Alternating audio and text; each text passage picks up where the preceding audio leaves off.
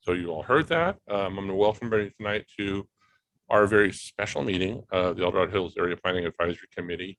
I'm John Davey, the chair. Tonight, we're simply looking at the subcommittee findings from the Central El Dorado Hills Specific Plan Subcommittee and what the finding document, what it's progressed to right now. Now, it's 60 pages. I should warn everybody now.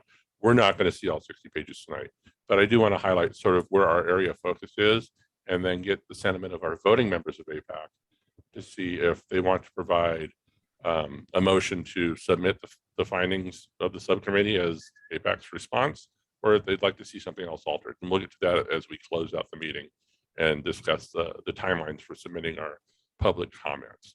So actually, I should probably throw this on just so people can see that we're, there we go. Okay, and there. Okay, so that's us. We're starting the meeting now. I'm going to welcome everybody, thank everybody for, it's a holiday weekend, it's a quasi, or a holiday week, quasi, beginning of one, the end of the other next week. I want to thank everybody taking time to make the meeting tonight. So I'll call the meeting to order. John Raslier is here tonight. Brooke Washington is here tonight. I'm here tonight. I don't see Tim White on tonight.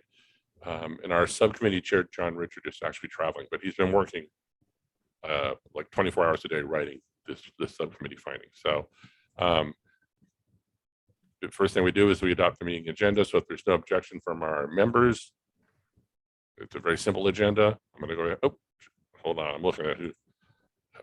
Where's my participant list? There we go. I'm sorry. So John is here. I'm going to go ahead and hold on. I'm going to promote John. And you should be getting that, John. Are you on the, you moved over on the list? I believe you're here. I am here. Awesome. For a little bit. Okay, we'll get quick. We'll go quick. I'd love to have your thoughts and input. So I appreciate you taking the time tonight as you're traveling. So we adopt our meeting agenda. The next item tonight, we do provide our opportunity for public comment for anything that's not on the agenda. If there's things on the agenda, specifically this project, we'd ask you to hold those comments until we open up for comments about the project and the topic. So if there anybody here tonight that would like to make comments about things that aren't on our agenda, this is a Zoom meeting. So if you press the raise hand button, I'll see that here on my list. I'll try to get to you. Seeing no hands going up, we'll move right into this. And this is what we're here for tonight. And that was the planning commission meeting was last week, and it's been continued to June 9th. And our comments are going to be submitted in time for the next planning commission meeting for the commissioners to consider the comments. So sorry, we talked about last month what the changes were that the planning commission saw. Primarily, it was the vehicle miles traveled findings, which the project is consistent with, and that's a new metric for CEQA. And then the other change that was of significance for us in our review was that the original plan had a connector road from an extension of Country Club Drive through the plan area that would come through the Raley's parking lot, which is technically Park Drive inside their parking lot. And it would look like this, and we talked about this last month. These parking stalls that exist here now would be removed, and they'd be moved over into the La Borgata retail area, and then the road would come through, and then Saratoga Way is directly across El Dorado Hills Boulevard to the west here. So the change was they looked at sort of the conditions for Saratoga, which have the daily vehicle counts there are significantly higher in terms of LOS, which is not a secret consideration, but part of the general plan still. And so this road has been suggested to move through the project area of the Serrano West Side plan area, and would come out onto Serrano Parkway at a signalized intersection. And then this existing free right turn movement that goes across right now, it's its own lane, and folks headed to the east on Serrano Parkway as they move on from El Dorado Hills Boulevard, they yield to this traffic. So that would go away, and this would be just a full intersection over here. So, and then this is sort of what the look is from the old connection would come through the bottom of the project and through Rayleigh's. That's not what's proposed now. But we did have a question about that, and that is in our findings because the description and the staff update was essentially in that the county has a preference for the Serrano Parkway connection, but it didn't say that this connection is still not an option. So it's not yes or no, it just is that the county has a preference for the other connection, and that's what we've all been talking about. So, and the other thing that we talked about last month was, what's being asked for here is a rezone, establishing a new specific plan with large lot tentative maps, and then sort of the proposed densities that'll be on this for housing and for commercial, and then the rezone of the old golf course. And as you look through here, the Pedregal area is to the west, on the west side of El Dorado Hills Boulevard. They're proposing 37 single family, and I believe 200. I'm sorry, I'm looking at the wrong thing. I got to jump down. Sorry. So, and then multifamily on the Pedregal side, the west side, which is the golf course, and they would fold in the Serrano, the El Dorado Hills specific plan from 1988. They would pull Village D, Lot C and D over, which are approved already for 135 units, and that would become open space. So these are sort of the things they're asking for, the proposed and modified land use of these properties. This is what we looked at last month, and I sort of had talked about this. Right now, the west side, obviously, the only thing that really can happen is the 135 units in Dorado Village D lots, D1, C, and D lots, sorry. And then the Pedregal plan area, they had said they had the opportunity for some 135, I'm sorry, they had some opportunity for some high density single family R1, and then 144 units of multifamily, which is essentially apartments, condos, townhomes, resulting in 624 units on the Serrano, on the Pedregal side, total 759 units. That's the no project alternative, which they could apply for projects right now and not have any modifications to the general plan, not create a new specific plan, not rezone anything, not alter the old specific plan. And my observation was that, we're talking about 1,000 homes versus the number here is 759, but the 759 number is what's in the documents, but there's another number, and I want to show that to everyone. And that's highlighted there, the Pedregal side, to get you to 759, 624 units. But in the draft environmental impact report from 2015, the first recirculated, the second recirculated, and the final, this section is 4.3.1. It considers the alternative, what we're talking about, no project, where they would just build what they can legally do right now. If we dial in and look a little closer, it says here that the no project alternative assumes the land uses in the project area would remain currently entitled. So Serrano gets, 135. But when you get down to it, for the Pedregal side, in order to be feasible, and I'll it's a little easier to look at, for Pedregal, for that plan area, when you look at the slope of the oak canopy restrictions, and the dwelling unit count has to be modified to be consistent with what the county zoning ordinance are, the development requirements, which would limit it to allowable development of 312 units and not 600 plus. So really not talking about, the 1,000 units being a little bit more than 700. We're talking about significantly less. But this is lost in and then every other chart refers to that. Well, that's not what this says. So that's one of our concerns with the project. And when we look at it here, again, this is what's proposed, and that's the table that they point to. And this is actually what's in the draft environmental impact report. So we had a concern about that. So that's one of the things when we're looking through the project, it's like, well, we've been talking about this for years, and we forget that this was something from 2015, 2019, again, when we had the final come to the first final, that these numbers don't really align. And in fact, I believe one of the planning commissioners, I can't remember if it's Commissioner Payne or if it was Commissioner Nevis, asked again, what is the existing allowable build out and the project areas, combined. And again, it was the 759 number is what planning staff had said to the commissioners. So the commissioners are operating on the assumption that 759 can be developed. That is not what the document says. It's significantly less. So, So John, is it the 312 units then? 312, considering the slope, yeah, and the oak canopy. That we have existing zoning ordinances that the project area can accommodate this, but because of the actual existing conditions, they can't build out to the max. That 312 is what it's going to end up being, and that's what's in the draft. So, and then hold on, I've got to jump back and forth. The hands up, and I'm ignoring someone. Who am I ignoring? I'm ignoring John. John, you can talk. Go ahead. Oh, can I without? Oh, You have power. hopefully it's not too loud. I'm on the beach, which is nice, but the waves are in the background. So That's just hopefully absolutely horrible. So I know. But, I wanted to jump in and point out that the 312 number is actually for both sides. exactly. Yeah. So that's not just 312 in Pedregal. The Pedregal side would be 312 minus 135, which is Yes. Village D1 Lot C and D.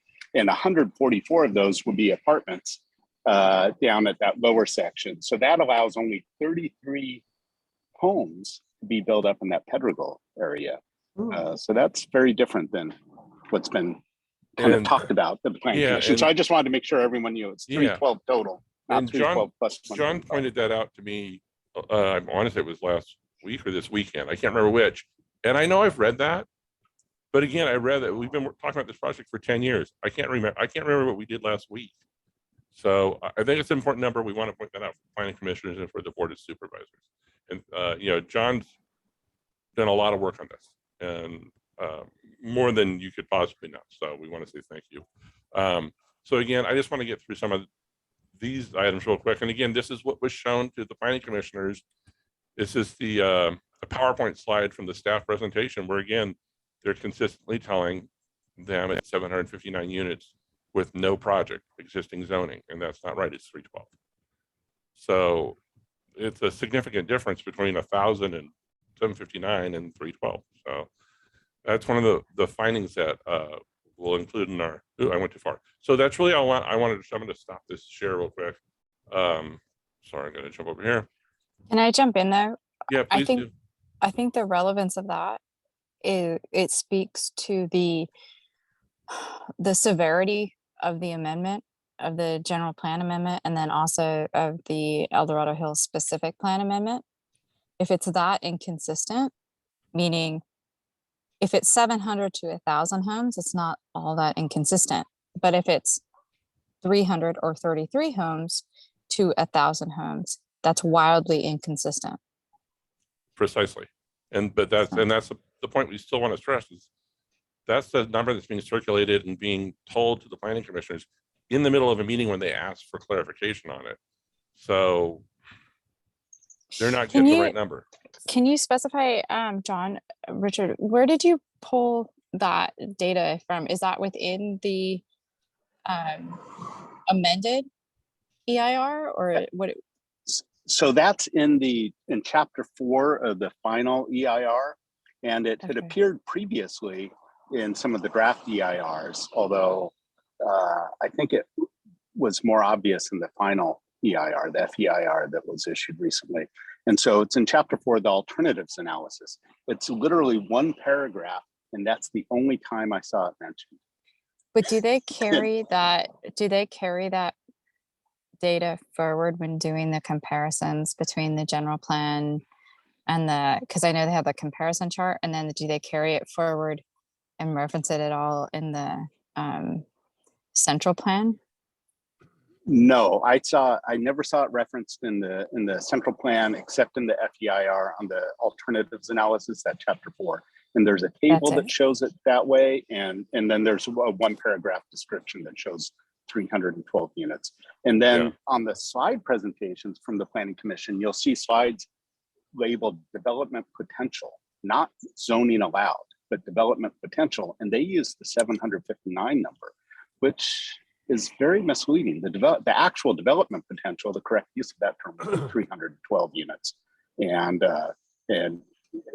not 759. 759 is the zoning allowed density, which in real life often makes no sense. You know, it's not part of realities. So when you put it in the comments section, did you reference where you found the data from? Yes. Okay. Yeah. And I've got it pulled out too as well, and I've got the page number and everything. We can circulate that after the meeting, but so let's get into the crux of this, because we've already taken up too much time for everyone tonight because, well, I talk. So this is what we're looking at right now. And oops, sorry. This is what this is the collaborative document we've all been sort of feeding into. We restructured it, and we have a suggestion from Alistair Dunn, who's with us tonight, about how maybe a more appropriate way to structure this. The structure is sort of the icing that we'll do at the end, how we arrange the arguments, how we arrange the supporting documents and the supporting findings. The grouping, you know, this is a lot of heavy lifting, and John's done most of it. So I went ahead and just did sort of a section, almost like a table of contents, and it's, you know, it's linked to the inside of the document. So we have concerns about, you know, it's a discretionary project, that zoning consistent is preferable based on several points. The inadequacy of the staff report, and that was one of the examples we just mentioned that we belabored. I apologize. We still have a problem with the general plan consistency, despite what the staff's findings were with our previous comments. We have a lot of problems with the development agreement. We have the questions about the removal of the village D1, C, and D lots from the El Dorado Hills specific plan. That it, you know, have we analyzed what the impact is to an approved and functioning specific plan, because that was considered as a comprehensive full specific plan, and now we're altering it 34 years later. The legality questions with the conversion of the former golf course, and Alistair had provided some comments on that to us in the past that we had looked at, and we have some of the links to some of the supporting examples of sort of, you know, I'm not a lawyer, I don't want to say case law, but examples that we have found that were just kind of, I don't want to say obvious, but they seem pertinent into what we're discussing now. We talk about the fact that we believe the EIR is defective. The CEQA findings with regards to the zoning consistency is defective. Concerns about traffic impacts, we talk about a lot. The negative fiscal impacts, the wetlands, springs, and seeps, which John Burns and Melinda Peak have done a lot of work on, and we appreciate their contributions to this, as well as to the CEQA biological concerns. And Robert Williams had some good suggestions about some updated documents that, you know, we hadn't seen because it wasn't part of this project, but they do impact these plan areas in terms of what the updated findings are. We talk about how the development agreement is supposed to have an annual review, and sort of the inadequacy is how it's just sort of minorly addressed. You know, everybody's been talking about RENA, which is the regional housing needs assessment, meaning the state government tasks different regions, and they say, hey, you have to analyze what you need to meet your housing needs in terms of you know, above average, average, below average, low, and very low. Those are sort of the quick way to address it. And we have concerns about what's been discussed, that, you know, this might be helping it. Staff has said that we don't need help, and we're talking about what we're seeing as presented. It doesn't look like it's actually doing anything for it. We have some concerns about the use of the same consultants on the technical studies over 10 years because the findings don't change. Essentially, if they provide a finding, they're not going to change it even if it is incorrect, because they don't want to say they're incorrect. So there's some other resource issues and the quality of the final environmental impact report. I don't want to go through this whole thing. It is 60 pages, but I'm hoping, I had circulated to voting members, and I'm hoping that voting members had an opportunity to, and I'm sorry to send you a 60-page document. I apologize. I know that John doesn't enjoy writing it. I don't enjoy, you know, chasing after it either, but it's what's before us. And, you know, we're hoping that this is a thoughtful response to the project. You know, if they approve some project, we want to make sure that the concerns we have are addressed. even if, and we'll say it right now, you know, our finding from the subcommittee is that it's, you know, APAC provides a finding of support for the project as presented, conditional support with some modifications or some changes, or we just can't support it because it's not sufficient for the community. So our finding in 2019, 2020 is that we didn't support it. The subcommittee finding is the same. The project hasn't changed. There's some minor technical changes like the realigned road, an opportunity in the development agreement for some workforce housing that we have a lot of questions about. So we'll jump through. And John, if you want to jump in and say, if you want to point me to someplace you think is super critical, we can go right there. Otherwise, I'm just going to sort of highlight. Okay. Okay. That means that I'm driving. I apologize, guys. So we just talk about that it's a discretionary project, which means that there's no requirement that it be approved. That, you know, discretionary means it's not a ministerial project that has some entitlements in place already. We talked about how the community is opposed. Support that finding is that, you know, the Measure E back in 2015, 91% of the voters opposed the rezoning. It's been pretty consistent since then. From 2013 to 2014, you know, there was an economic development advisory committee for El Dorado Hills. There was a survey. The responses felt that, you know, more public space was needed. They wanted to keep the look and charm of El Dorado Hills. Just elements like that to support what we're saying.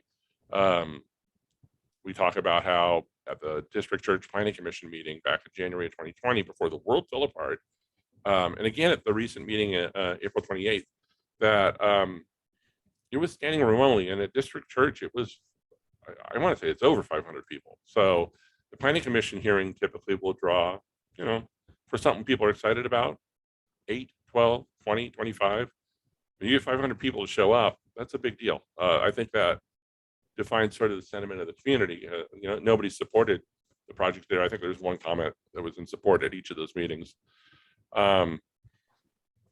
So that's essentially on that, the plan is out of character with the surrounding land use because it's primarily less dense and open. And again, elements like more than half of the 1,000 units of the proposed housing are going to be for apartments, which are not compatible with the existing density and use there.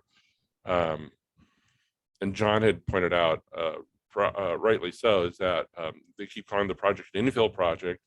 An actual infill project would be something like the apartments at Town Center, because it was a remnant lot that they couldn't get anything going on, and it was left over, and they found a way to develop something there, and it didn't really require a lot of infrastructure improvements. And again, that the intense use is out of character with the, you know, the current zoning designation, and the community doesn't approve it. I mean, the community is pretty solidly against it. So just items like that as we go through.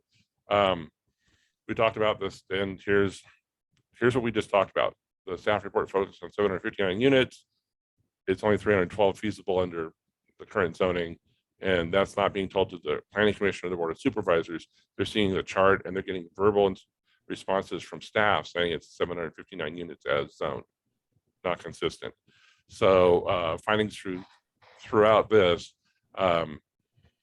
again, it's pretty simple when you look at it and you go through it, that, you know, one, the community's not in favor of it. It's not compatible with existing uses.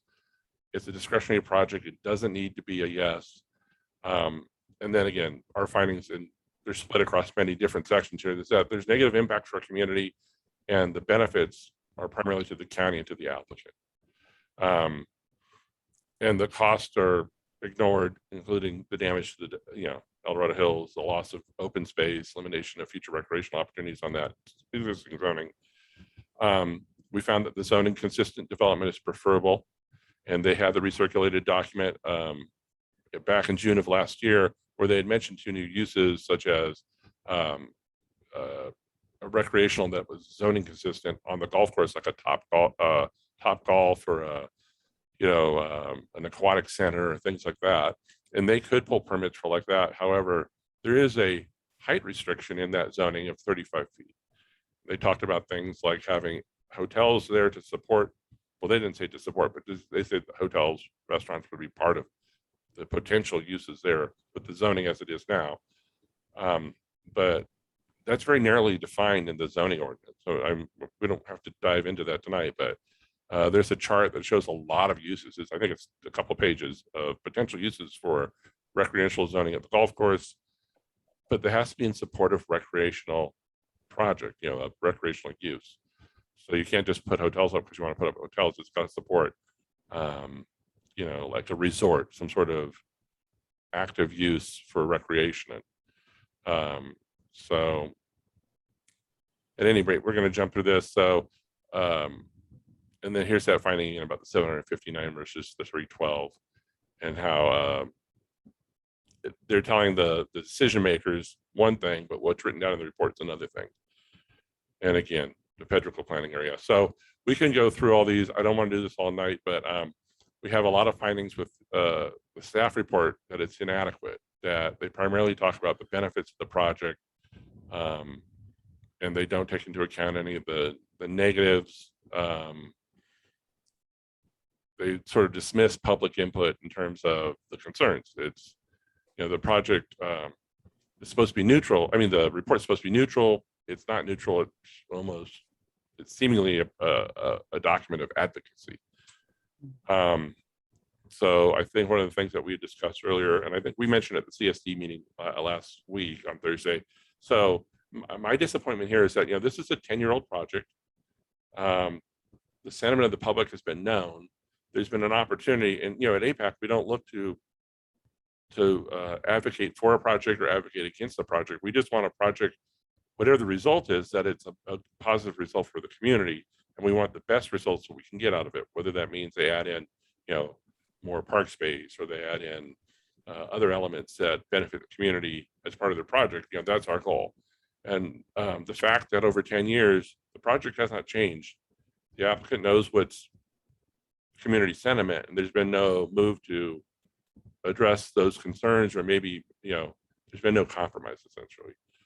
There's been 10 years of opportunity to move it a little, to meet someplace. If there is a proposal that we thought that, it's something that might benefit the community, that we think that we could support, that, hey, there's a positive benefit, we would do it or consider it. The unfortunate part is that, that discussion hasn't happened at anywhere, from the county, from the applicant. It hasn't come. The CSD has mentioned some things, but they haven't said yes. This certainly, they're a little more vocal now, and it's welcome to hear what they would like to see as a benefit. But we've been doing this for 10 years. It really is a failure all the way around. It's a failure on the part of the county and how they analyze the project. It's a failure from the applicant not recognizing the community sentiment, and the community has just been saying, I don't want to say failure for community, but it's disappointing that, we've just been saying, as a community, we've been saying no. We haven't said, well, this would be okay. If half of it were still open space with developed recreational facilities, maybe that's someplace that would, garner some support. So that's some of the findings that we've talked about in here. And then in the staff report, again, talking about the misleading elements of the staff report, that everything is a positive, and they sort of dismiss the community concerns. And I'm sorry, Alistair's got his hand up, and then John's got his hand up, John Resler. So Alistair, your hand was up. I'm gonna go ahead and do that, and then I'm gonna jump to John Resler right after. Are you jumping to me, John? Well, Alistair had his hand up first. Alistair, do you want to go ahead? Go ahead. Go ahead. All I was going to say was two things.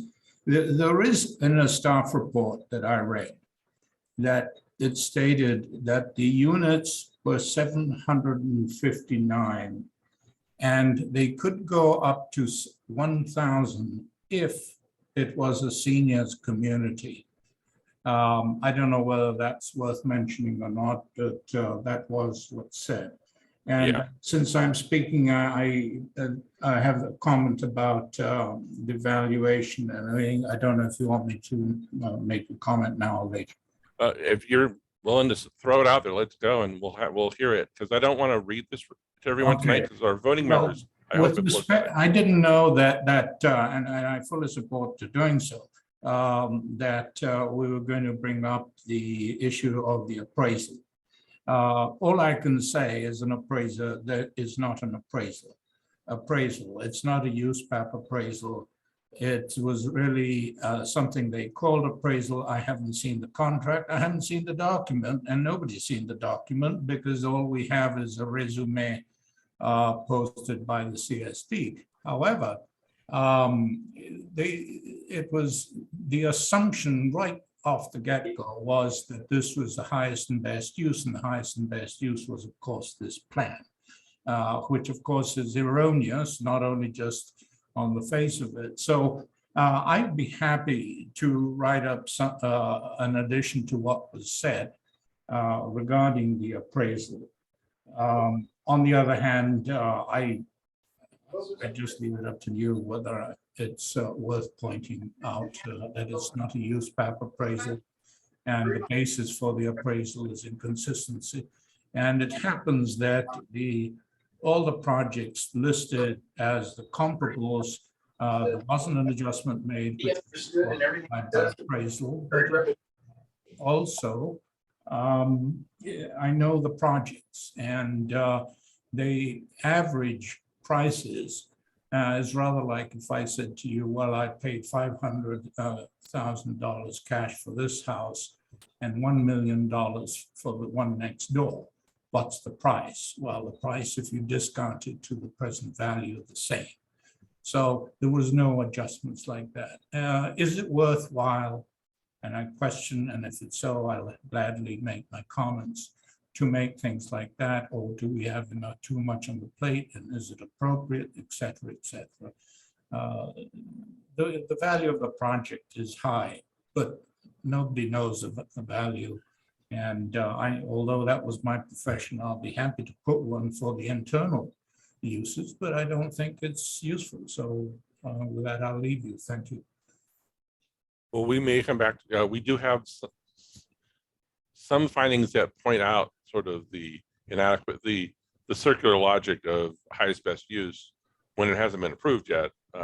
So perhaps if I send that over to you and you want to add something to it, that's certainly something we can consider. And we want it to be reasonable and well thought out, right? We want to have it to be accurate. You don't want to just be guessing, which is a struggle because there are a lot of elements in this where we don't know what's accurate or inaccurate. So John Reslier, I know you're dying to talk to me. Yes, John Day. I just want to say, I've been with APAC for close to 17 years, and I have never seen a project that has so many nuances to it that you and John R. have been diligent to bring out to the public, because I don't think we would ever know any of these different nuances if you and John R. did not point them out.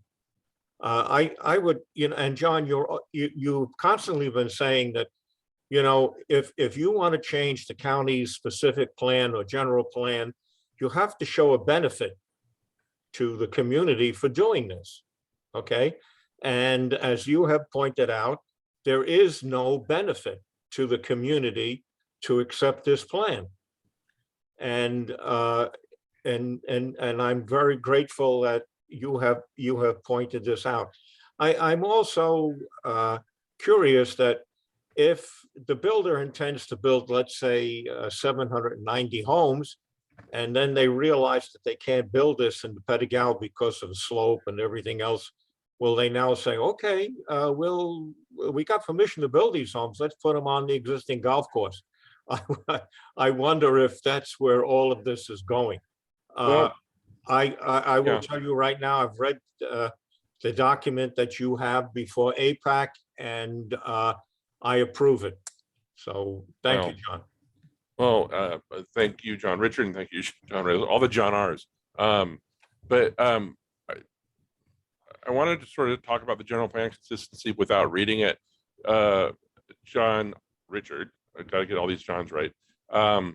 If you want to sort of highlight it and discuss, because we spoke a little bit about it last week. We were invited to talk to the CSD, and we were there simply to present APAC's, concerns and findings. We weren't there to support they're conceptual things. It looks like there's things that the public might support in that. People are voting on it, with their stickers there at the meeting, but we were there to talk about this project that's in front of us. So, John, do you have an opportunity to do that now, or we impose? Yeah, sure. Sure. And before I go on, though, I wanted to say to John Reisler, right now the Central El Dorado Hills specific plan only has 37 homes scheduled to be built up in Pedregal. So they won't be coming back and saying, oh, we can't build all these homes up in Pedregal later. Let's move them to the golf course. They've already done it. That's all part of the plan. And that's really the basis of the plan. That's, I think, why we have these two completely disparate areas being combined into one specific plan, is for really the primary purpose of transferring this density that's allowed by zoning, but is not economically feasible, and you transfer it down to the golf course. And I don't think you'll ever hear the developers say that, or even the planning department, but that's really the deal. But in terms of the general plan consistency, I think that the big picture concern is that the staff report and I think it's attachment 8. I'm sorry, I don't have my computer in front of me. I think it's 6. I think it's 6. Is it 6? It might be making it up, but we'll go with 6. Here, hang on. I'm going to show you. See, I'm on the beach. Again, that's horrible.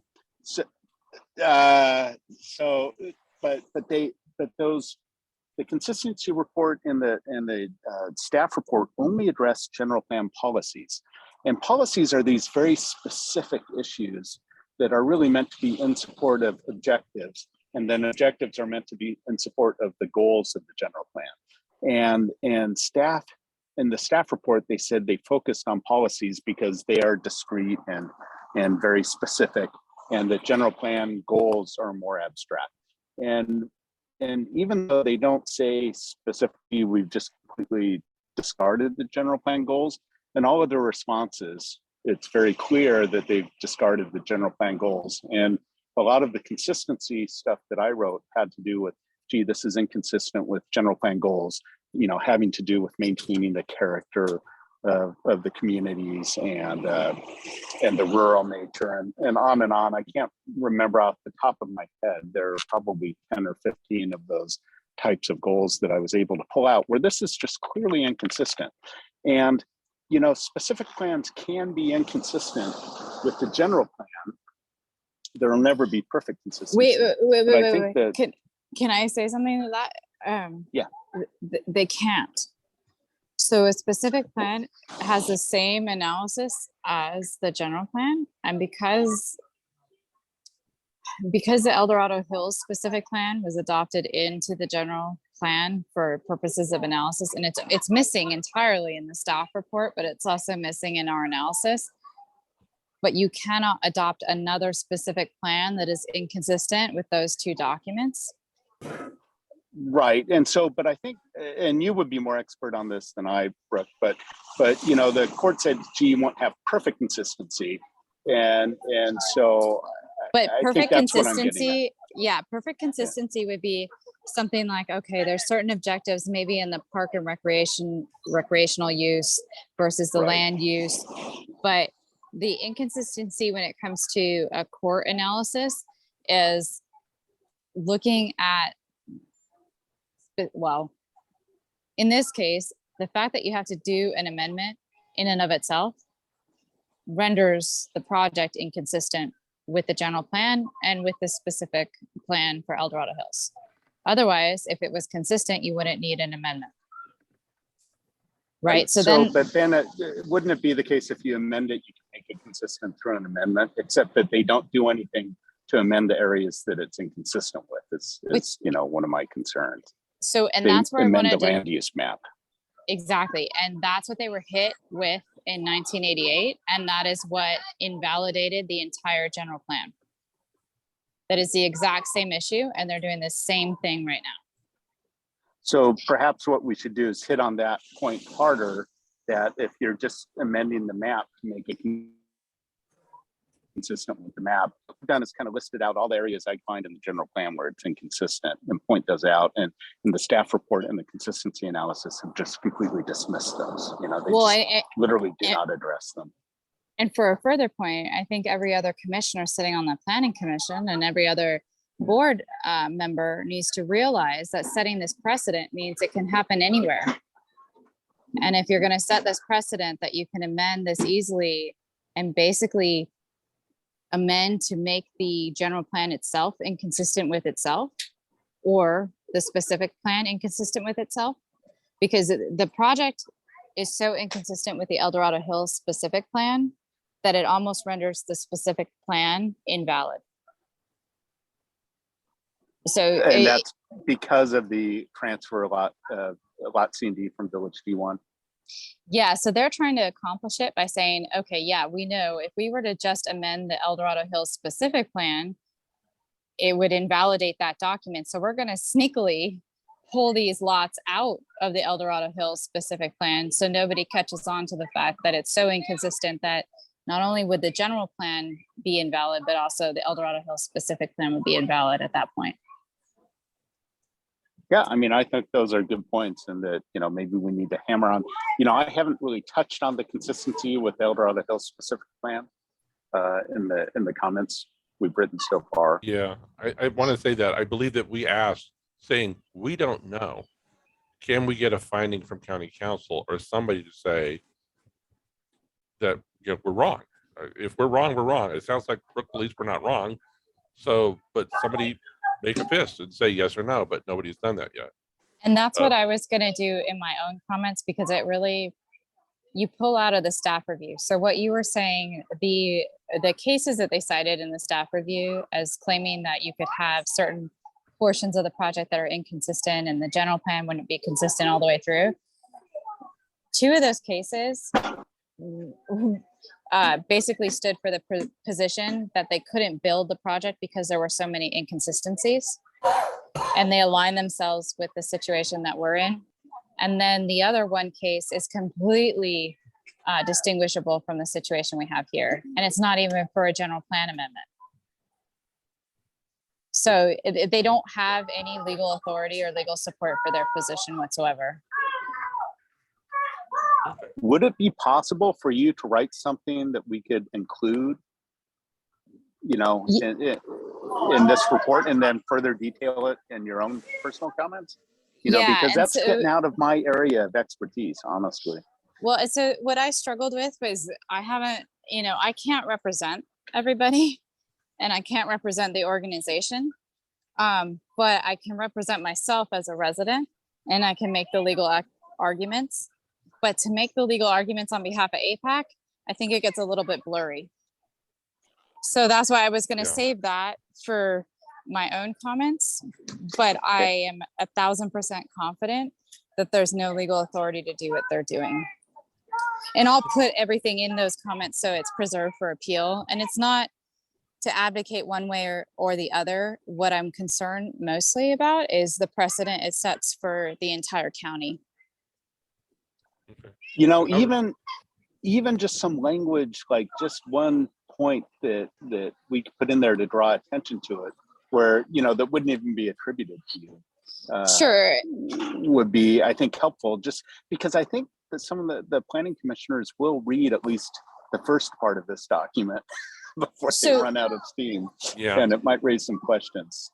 So the way to break out the legal argument, and I can do this, but it would kind of cause me to reorganize the entire comments. So the legality goes to whether or not you can do the amendment itself. And so they're asking for a few different amendments. And that in and of itself, it's a legal argument. And then CEQA's compliance with the general plan is a whole separate argument. And staff counsel and staff have blurred the two issues. But they're not blurred in the eyes of the law. It's a very unique take, and it's what happened in 1988. And that's what concerns me, is that we've already litigated this. There's precedent there, and I don't know why the county is kind of backtracking on what it was pretty much admonished for doing in the past. So yeah, I can put some kind of vanilla stuff in there, but I'd have to reorganize some of our arguments. And then we would have to pull the analysis to the specific plan, which I started doing. But I'm fine doing that, but it would make our document even longer. I think, you know, what I'm thinking, and John, Davey, you might have input on this too, is just literally like a bullet point or two, or a couple of little bullet points that say APAC questions this issue and then highlights it specifically, you know, Because so we that legitimately do grabs the question it, attention. yeah. And then not, in other words, not APAC making the argument, but we have a number of those types of issues where we say we question this, and just to highlight it because we don't have enough background or the knowledge to write in depth on it. And what I'm thinking is to just highlight that, and then that combined with you sending your own comment might reinforce that that's an area that should be questioned. Yeah, So I don't know no, if that would make it that's easier. fair enough. Yeah, no, I can probably get something put together by this weekend. And Well, it then is- you guys could decide what you want to do with it. I'll remind you, it is a holiday, so you know, after the holidays, it's always fine. It's the only day that I have, I think. Okay. Well, I It's just- apologize for that. And I do No, want to no. remember to remind everyone that, you know, we're all working on this collaboratively.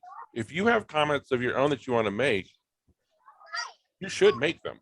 Don't think that because we didn't incorporate them into our findings that they're not valid. But this is what's in front of us right now.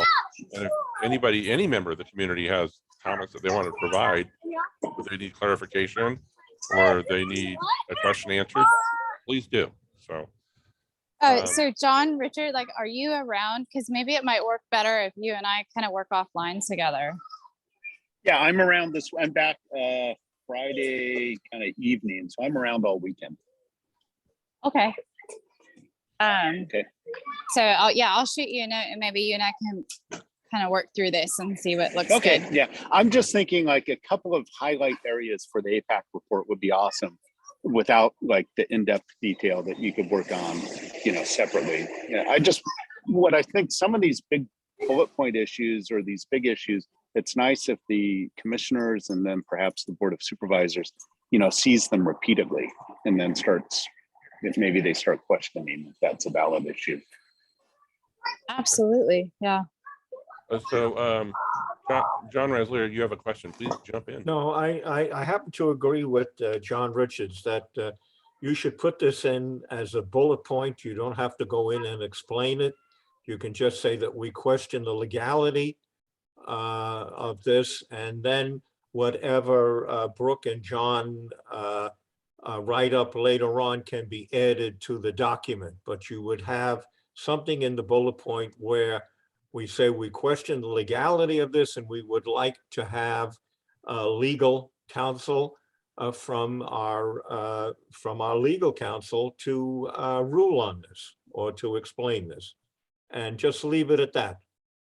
Okay, and then Brooke and John can add later on to the to this, you know, send it in as a separate document.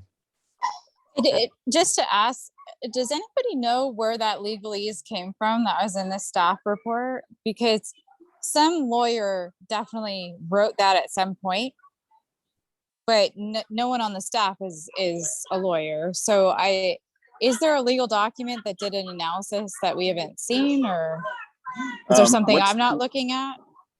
What's the name of Parker's lawyers? Okay. Thinking it came from them.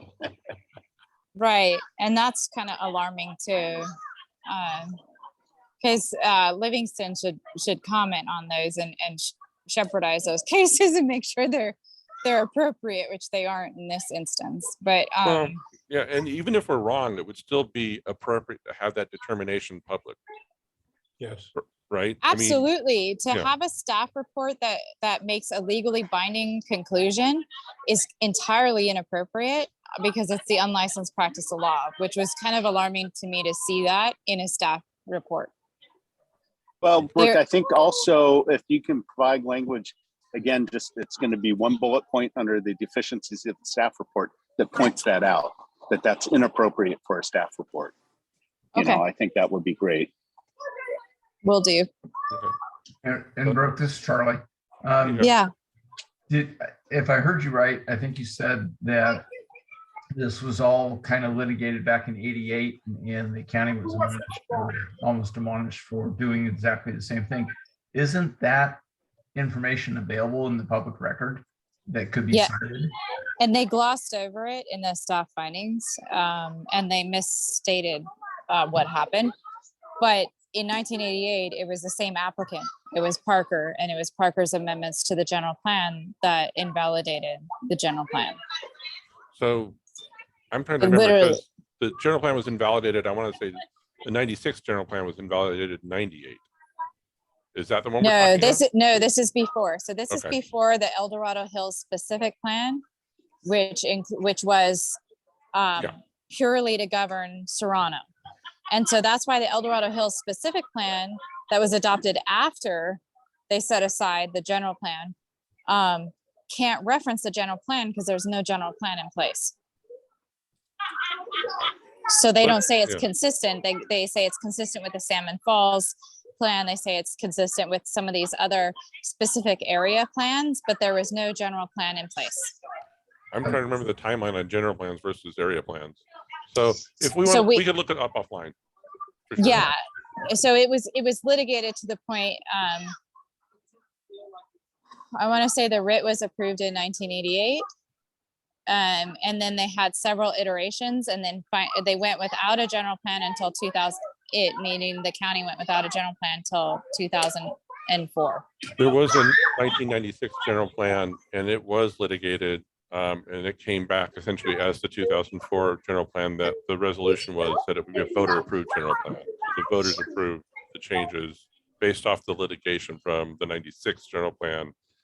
That's why I was asking. Yeah, I think that was. Timeline. I think that was the Sierra Club action where they got involved. Okay. Well, as long as we're accurate and consistent, that's really. So I'm thinking just a bullet point that starts off the inconsistent area of the comments with that information alone. As you said, they're not going to read the whole 60 pages or 40 pages or 30, whatever it is going to be. But seeing that up front, it's got to raise my brows before they even get halfway down through the document. I hope so. Okay, well, we're getting close to 8 o'clock. I just want to jump through here and just kind of highlight some of the other areas that we're talking about. You know, the traffic impacts we talked about a lot in the past, and there's still concerns with that. The fiscal impacts, the development agreement. My concern with the fiscal impacts in the development agreement is that it's a draft development agreement, and as long as you're providing input to it right now, maybe it can be better. I mean, right, that's the goal, is that if it's going to happen and there's a development agreement, we want it to be something that's beneficial to all parties, to be fair, right, to the community, to the county, to the developer. What I'm always afraid of with the development agreements is that, and I know Kirk Bowen at Toronto Associates, he said it, I sort of agree. I don't like it when you negotiate it at the podium during a hearing, because when you do that, you're leaving the community out. There's no opportunity for the community to be a part of that discussion. It's just the wheeling and dealing that's happening as you're having a hearing to get your project approved. So it's entirely possible that something happens there, and that it could be a better development agreement based on what the supervisors seek and what the applicant's willing to grant and agree on. That's fine, but it always makes me nervous. So I'm hoping that because you know, we see the development agreement as deficient. We talked about that at our last meeting as well. So I don't want to belabor that tonight. We did talk about the wetlands and the springs in the sea, but I know that John and Melinda have worked on that. I don't know if you guys want to, is there something we missed in terms of, because you provided a lot of feedback to what we've included in the report. Is there anything that you want to address in terms of the seeps and springs that maybe we haven't talked about, or do you think it's on point and we're in good shape there? Well, I personally think that you've got a good synopsis of it in what you've done so far. I'm still trying to get a little bit more from my contacts that, you know, what the Corps is going to say if it does go up for when it does go up for a permit. So I got a little bit more work to do too, that I'd like to supplement when I could get it, you know. Okay. And again, I'm assuming you're going to provide your own comments, but because both you and John, or Oh, yes. another John, sorry, everybody. You provided your comments already. I'm hoping that you're going to continue to do that. You know, they're valid from you, and you both have raised some interesting issues about this, and we've incorporated some of those in here as well. I do want to say that we did, in the body of the document, we do ask about, you know, the appropriateness of amending the basically the CC&Rs of a private agreement between property owners and the Toronto Owners Association. You know, what are the impacts to them? A lot of them are saying that you can't pull existing units out of their owners association without a vote of the owners, and they're assuming that the people that are concerned about it, their concern is that they, you know, it wouldn't pass a vote of property owners in their homeowners association. You know, what is the legality of that? That's another thing we really would like county council to weigh in on. Is that appropriate? Is that something that the county can decide in approving a specific plan, modifying a general plan, and modifying an existing specific plan? Then it impacts a private property agreement between other owners, and they have no say in it. So that's in there. We do talk about some biological concerns that Robert Williams had identified based off of a more recent document. It's not part of this project, but it's part of a review for Carson Creek. And Robert, if you want to touch on that briefly, if there's anything you want to add to it, or you think that we have it incorporated correctly? John, I think you captured the essence of the findings we have dealt with on the Carson Carson Creek Pacific Plan and Preserve. However, I think that we might be able to add a little bit more information with regard to the wetlands, and so I'll drop Melinda a quick note on some additional information that might be of interest on that front. But other than that, no, with regard to the specific biological findings, you did a good job. Thank you. Thank you for your help on that. As I'm jumping down this list here, and we're at 8 o'clock, I don't want to keep anybody very late tonight. We have questions with the quality of the final environmental impact report. Again, we talked about the RENA numbers, you know, what that really means in terms of this project. And then the annual review that they're doing as part of the specific plan. We know that that for the El Dorado Hill specific plan, for the Toronto El Dorado development, they were supposed to do an annual review, and that was inconsistent from what we had seen and was demonstrated, I want to say in 2019, when the Planning Commission was talking about a modification of the Village J7 project from 72 lots down to 65. They had concerns that, hey, have you met all the development agreement conditions? Have you, as we're modifying potentially this last project, because they couldn't find documentation to say that, yeah, they have. And so I know that they missed some years of the annual review, even though it's codified in the specific plan and the development agreement that they would do it. We have suggestions about how that should happen. And they're similar to what we had suggested in 2019 and 2020. So that is included here again. The one thing I want to point out too, you know, I'm guilty of this, is that we come back saying, and just because we've been looking at so much of this, you know, there's 18 sections right now that we're talking about, we find inadequacies or maybe some injury to the community, that there's no benefit. And when we say no benefit, well, there are potential benefits, but I think cumulatively, when we talk about this, they don't add up to enough to grant the entitlements that the applicant is seeking. In terms of, you know, there's talk about in the development agreement of a potential senior center in that 11-acre, what is it, commercial limited, civic limited parcelization to the north side of the fire station. But it's nebulous in the draft development agreement. It doesn't say, like when we talk about a senior center, well, yeah, I think that would be wonderful to have a better senior center here. We have a need for it.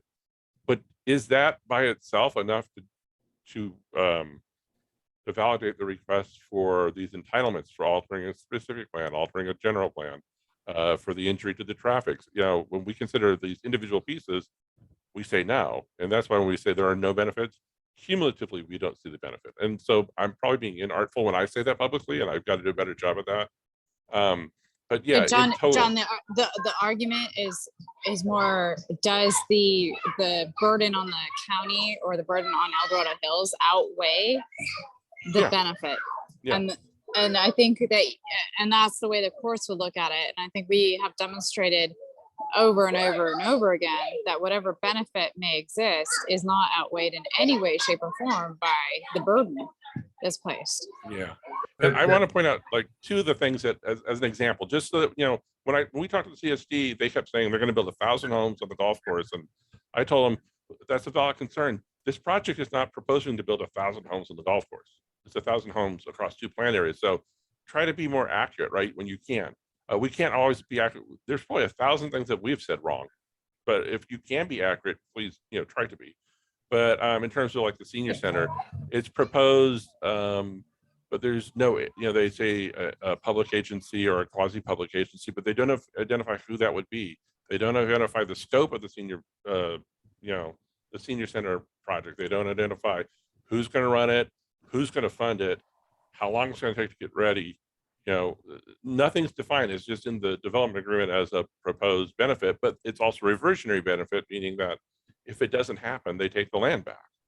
So if there's an opportunity to take the land back, then there's no benefit. The same with the parkland. If they're talking about either not, if they don't build out the maximum build out, they say the Quimby requirement obviously goes down. Well, okay, it's either dedicated as a benefit, or if it's conditional, John, then there's nothing there. can I intervene just for a second? There's so many provisions in there that are unenforceable just as a matter of law. The document in and of itself is just, it's not good. But setting that aside, I apologize. I do have to jump off here soon. Sure. As you can hear in the background, there's a little league baseball party going on here. Well, I hope it's a victory. It was. They're Awesome. playing the championship game on Friday. So we have 8Us, El Dorado Hills Little League, the Yankees. They're going to be playing in the championship game. So they're all pumped. But the one thing I did want to highlight before I have to go, and I do vote to adopt the comments as written. But I know that I'm going to amend some of the stuff with John. The entire traffic analysis fails because the 15% allocation for COVID is not based on any scientific, and I've actually talked to my traffic study engineers and that I use on other projects, and they've confirmed there is no accepted percentage in the industry. And I know that if they were to go out and retest and do the numbers today, it would be much higher than just a 15% increase. And that being said, their entire basis for saying that it's compliant, or that it's not giving rise to the levels under, forgive me, the acronyms, but I know that the CEQA analysis and then our county analysis, in both cases, it fails. Okay. Well, the VMT analysis, and I know you got to go. The VMT analysis, I suspected that it would be compliant because the applicant's traffic circulation consultant is the traffic and circulation consultant that the county used to implement the VMT standard. So But it's not that. His numbers are entirely fictionary. They're in theory because he didn't do a real-time test. His only analysis, the only study that he used was during COVID, and then he projects only a 15% increase in his numbers. That is not scientifically certain. It would never stand up in court. Okay. You Well, can't do it. Well, let's spell it out and incorporate them along with the other findings. Okay. And thank you for your help tonight, and thank you for your vote to approve. what we John, presented. just a quick question on the benefit to outweigh the cost of the project that you mentioned. Is it a county-wide benefit or a El Dorado Hills specific benefit? The Oh. analysis as written would be the county-wide. Yeah. In order for them to succeed on the amendment, it would have to be depicted as a county-wide. So the county-wide benefit would be financial and tax revenues for the whole county, would it not? Well, but then you have to look at the traffic impact. So the traffic impact wouldn't necessarily be limited or confined just to our area, but so you'd go back to the measures, and I forget what measure Y, which was adopted as part of the general plan. I can't remember, and forgive me if I'm not citing the right references, but you look at that impact. So you look at, okay, so if you're increasing the traffic to a point that it is beyond what the general plan allows, does that outweigh the financial benefit to the county? Because the voters, though, have placed that issue on ballot on their own. That gives a significant weight to that issue. That is of importance to this county, probably of more importance than the financial benefit, because that has never made it to a measure or a ballot. Okay. Thank you. And thank you for the question, Charlie. I appreciate that. So Brooke's got to go. I don't want to keep her any longer. I don't want to keep any of you any longer. You know, this is not a comprehensive review of this document, but our voting members haven't had an opportunity to read it. So before we talk about the action we want to take with the document, I want to see if the public has any additional input or questions that they would seek clarification on. So if you're a Zoom attendee that you're not part of the voting members, go ahead and press the raise hand button. And if you want to throw something in, let us know. And I see Hillary has her hand up. So Hillary, you should be okay. There you go. Hi, thank you Hello. for doing such a great job on this. We'd like to incorporate your subcommittee comments, by reference. We had a townhouse meeting tonight, and our president's going to be writing up some things. And so we were kind of waiting to see what you guys had to say, but it doesn't look like we'll be able to read anything. It won't be posted until right before the deadline to get our letter in. So, So what I was going to ask members tonight to also vote on, do we want to make our draft available now before we wrap it up? that would be That'll great. be some. That would be great. something that we can talk about. So Is there going to be, can you possibly give us, so we can refer to it, like I usually say, the APAC subcommittee letter dated, and I don't know what date you're going to put on it. Yeah, that's we were aiming for I want to say the end of next week, so that or earlier, so that the commissioners have time enough to look at it. Okay. You could reference the APAC comments for the June 9th Planning Commission meeting. That's Oh, probably there you sufficient. go. Yeah. But is this not also because of Board of Supervisors meeting coming up after? Well, we'll issue comments for that as well. Okay.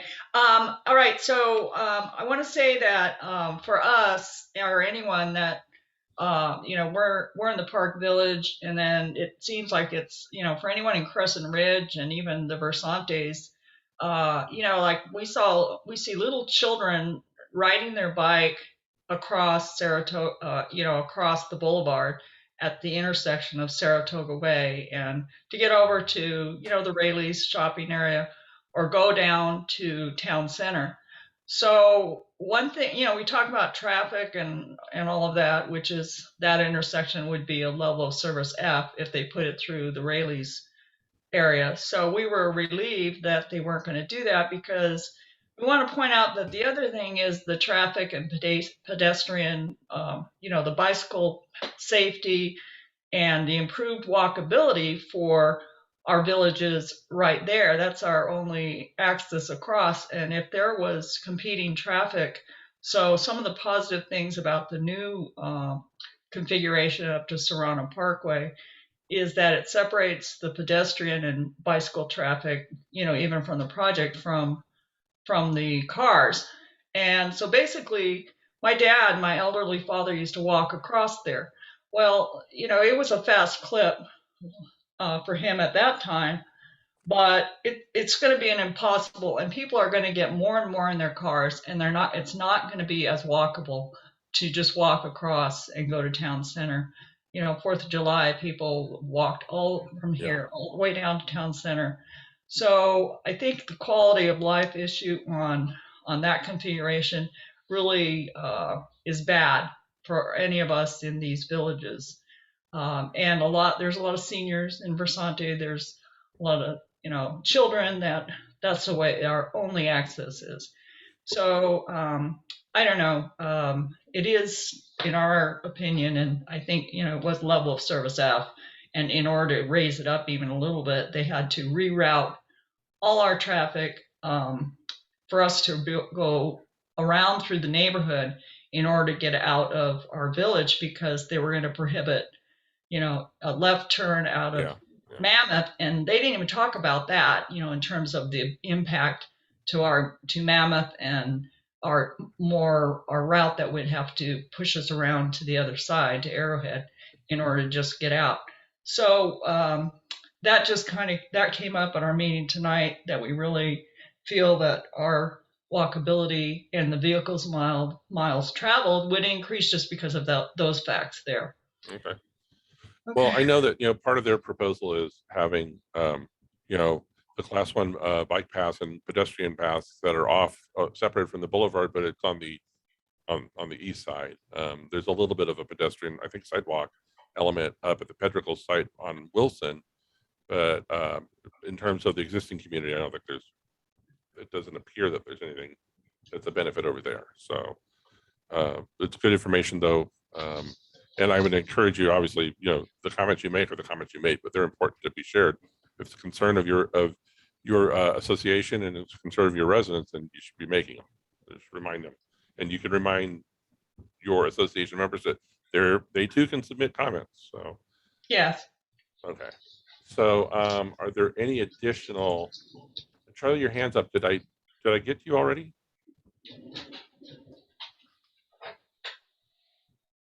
Well, I'm going to assume I did.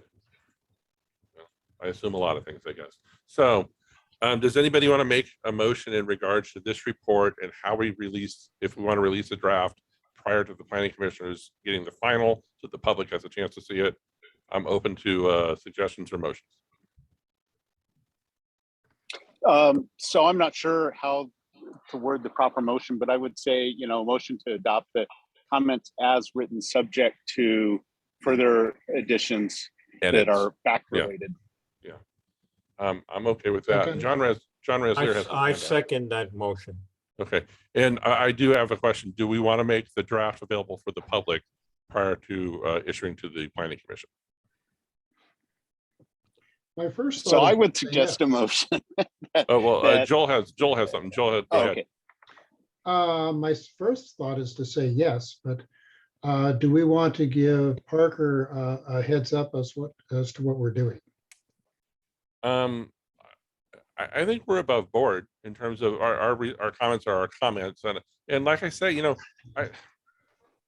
my effort in this is not to see a project rejected or accepted. We just want the concerns out there, and we want it to be if it gets approved in some fashion, to be the best project, right?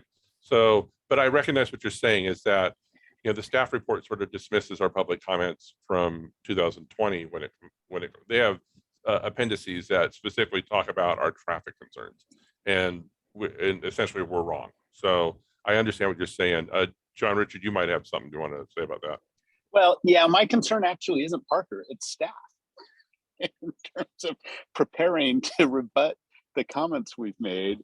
So, you know, I was going to suggest that we make them publicly available upon request. Okay. In other words, that we're free to distribute them, but not, you know, on the website. Just if anyone asks for them, we say, sure, here it is. Okay, so we'll the first motion was to approve what we have in front of us. Whether we change the layout or the order of the items, that's an editing thing as we finalize the document. So I'll go ahead and say we have that motion. We have a second. I'll run through who's here tonight. Joel, you're first on my list. Are you an I or an Aye. John Richard? Aye. Okay. John Reslier? Aye. Brooke had already said aye, and then I guess I'm the remaining aye. So aye. So and then on the second for John's suggestion of making it available, I'll second that motion. And you know, we want to be consistent with how we do it. So anybody asks for it, if they ask for it, we'll make a draft available to them. So again, I'll go down the list. John Wiley or Joel Wiley. I'm looking at the word John underneath. We got too many Johns here. Yeah, I know, all these J's. Aye. Okay, and John Reslier. Aye. Let's see, John Richard. Aye. And then I will also be an aye. Okay, so we've gone 20 minutes longer than we intended to tonight. I apologize for that. With that, I think we have the work in front of us that we need to finalize here. We have approved this draft, and then any edits we need to make will be just consistent with what we discussed tonight. And I appreciate everyone's work on this, everyone being here tonight. The recording will be posted probably by tonight or tomorrow morning. So with that, if there's no go backs. Oh, Joel has one. Move to adjourn. You are tonight's winner. So I will go ahead. We are adjourned. Second. Thank you, everyone. Thank you, All right, John, thank for you. being here. Thank you, everyone, Thanks, especially to all everyone. the Johns that worked so hard on this. Thank you. All right, thank you. Thanks, guys.